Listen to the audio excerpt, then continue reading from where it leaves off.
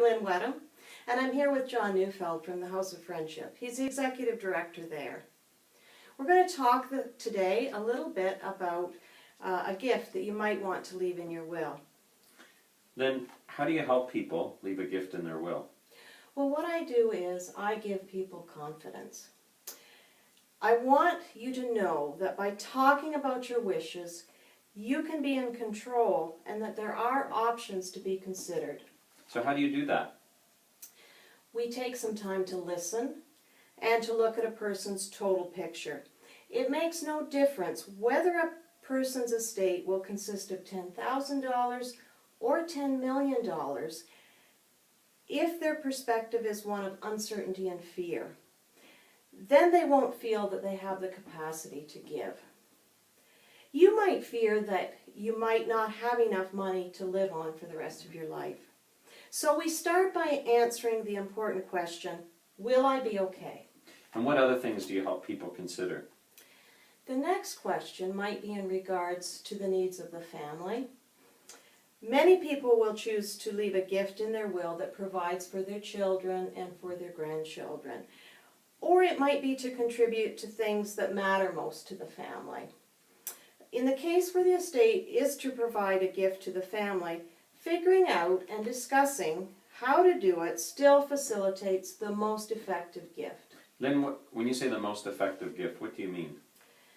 Well, effective conversations help facilitate a smooth fulfillment of your wishes, and it can create a bigger gift. When you include a gift to charity, it creates what we call a tax credit. This means that your estate saves taxes, saves money, by giving money away. This does require looking at and discussing your needs and your options. Why does the government give these tax credits? The reason the government allows tax credits is that when you pay taxes, the money goes towards the good of all people. When you give to a charity, it also goes to the good of our community, or we might say to the greater social good. So charitable gifts fill a need that the government realizes that it might be called upon to fill if it weren't for the generosity of the organizations and their donors. So the government encourages us to give by providing the tax credits. And what choices does that create? Well, this allows you to align your financial planning with your values. You can choose how your assets are distributed. There are three possible beneficiaries: your family, your charity or causes, and Canada Tax and Revenue. By talking about your wishes, we can figure out what's important to you and your family and make sure that your assets are going where you want them to go, and that you're fulfilling your personal hopes, wishes, and dreams.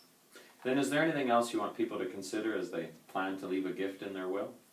Well, I think it's really important that people realize that everyone's situation is different and that they do have options and choices to make. That's why it's so important that we take the time to talk. When I have a clear picture of what someone wants to accomplish, then I'll come up with suggestions as to the best way to accomplish those wishes. Talking about it can increase the value to family and to your favorite charity.